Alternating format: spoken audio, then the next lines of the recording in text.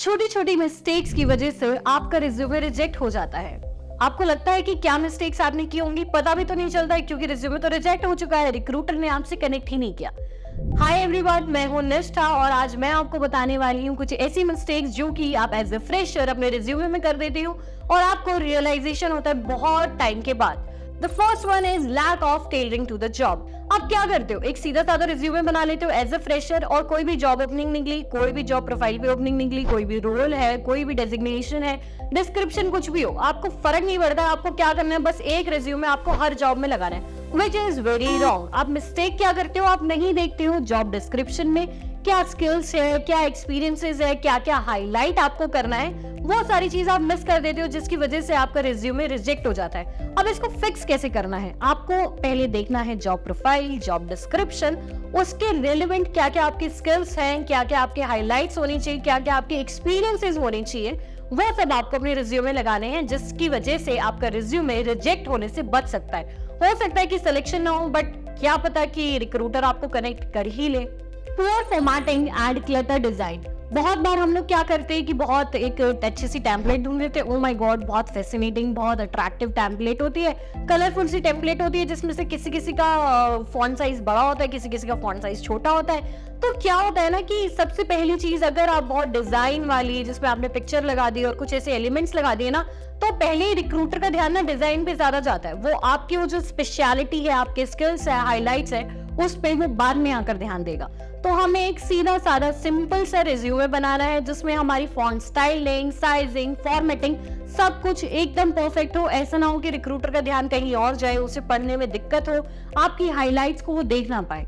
तो हमें ऐसा रिज्यूमे बनाना है बहुत एकदम सिंपल सा हो, जिसमें एकदम क्रिस्प हो, जिस्ट हो आपके प्रोफाइल का, आपके एक्सपीरियंसेस का, आपके हाईलाइट्स का, आपके स्किल्स का।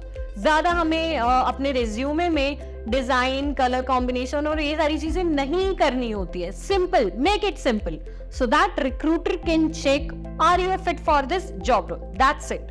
Not highlighting key skills and achievements. आप क्या करते हो अपने रिज्यूमे में, जो उस जॉब के रिगार्डिंग, जो जॉब के कॉन्टेक्स्ट में आपको स्किल्स चाहिए, हाईलाइट्स क्या क्या होनी चाहिए। किसी भी जॉब के लिए आप अप्लाई कर रहे हो, मान लो कि मैं एक ग्राफिक डिजाइनर के लिए अप्लाई कर रही हूँ, मेरी स्किल्स में मुझे क्या क्या सॉफ्टवेयर्स आते हैं, फोटोशॉप आता है, कोरल ड्रॉ आता है, इलस्ट्रेटर आता है, ये सारी चीजें मुझे आती है, मुझे हाईलाइट करना होगा। आप क्या करते हो, आप नहीं कर पाते हो, आप नहीं करते हो, जिसकी वजह से क्या होता है, रिज्यूमे आपका रिजेक्ट हो जाता है। अब एक्सपीरियंस तो आप डालोगे, ठीक है, अचीवमेंट्स भी डालोगे, लेकिन और ज्यादा बेटर रहेगा, और ज्यादा आप इस चीज को फिक्स कर पाओगे, रिपेयर कर पाओगे, जो डैमेज आपकी पुरानी जॉब्स में आप कर चुके हो कि आपको नहीं मिला, तो उसको ऐसे आप रिपेयर कर पाओगे कि कोई भी आपकी अचीवमेंट है उसको ज्यादा क्वांटिफाई करो।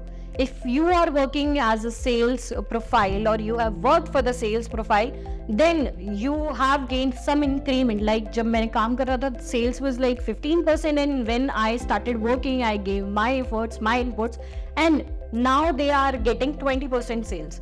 तो ये क्वांटिफाई करोगे अपनी अचीवमेंट्स को तो ज्यादा बेटर रहेगा, ज्यादा अच्छी तरीके से रिक्रूटर्स आपकी अचीवमेंट्स को समझ पाएगा। Including irrelevant information. आप इररिलेवेंट इन्फॉर्मेशन आपके लिए क्या हो सकती है, स्कूल में आपने क्या क्या किया है, स्पोर्ट्स वाले सर्टिफिकेट्स लगा देते हैं लोग। काफी ज्यादा स्टूडेंट्स ऐसे करते हैं कि वो स्कूल के अपने सर्टिफिकेशंस के साथ साथ कॉलेज के कुछ छोटे छोटे जो आपके सोसाइटीज वाले सर्टिफिकेशंस होते हैं वो वाले लगा देते हैं। अपना लोग एज डाल देते हैं या फिर कुछ लोग पिक्चर्स भी लगा देते हैं। दिस इज रॉन्ग, आपको नहीं करनी है ये चीजें। आपको क्या करना है, अपने रिज्यूमे में बहुत क्रिस्प जिस्ट रखना है, जो इंफॉर्मेशन जरूरी हो, नाम, email, phone number, address. Address किस लिए काम आएगा, so that they can check your location कि आप ज्यादा पास रहते हो, रिलोकेट करोगे, क्या क्या उसके कॉन्सिक्वेंसेस या सर्कमस्टांसेस कैसे कैसे आ सकते हैं, दैट्स इट।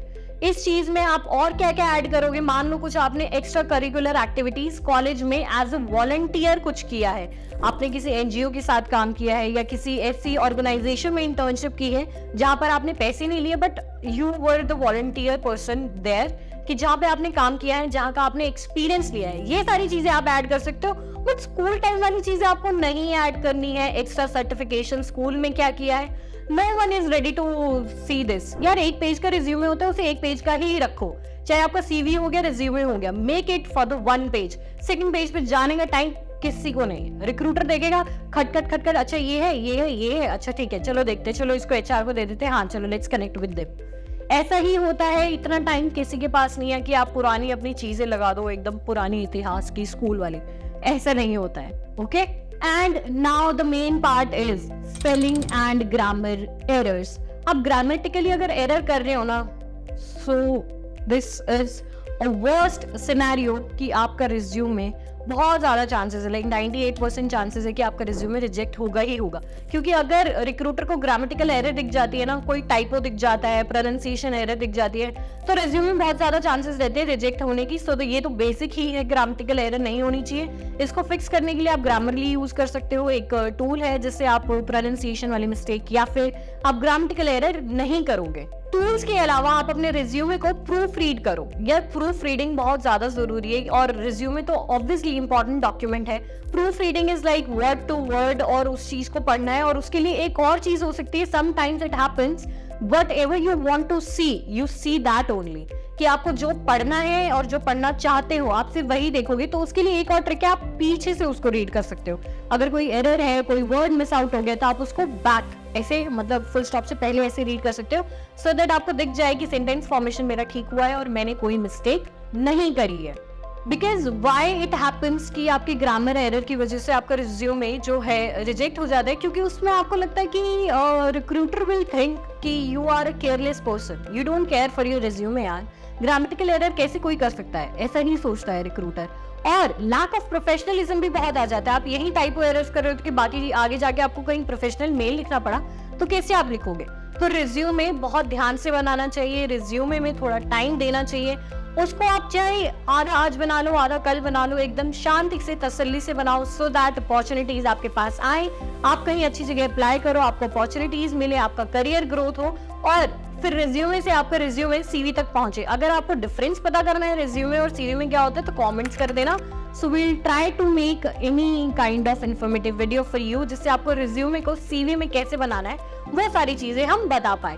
तो आज के लिए था इतना ही इस वीडियो में। आई होप इस वीडियो के बाद सबका रिज्यूमे जो है वो सिलेक्ट होगा, और अगर इस वीडियो से हेल्प होती है so please let us know in the comment section. इस वीडियो के लिए इतना ही, मैं आपसे मिलती हूँ नेक्स्ट वीडियो में। बाय।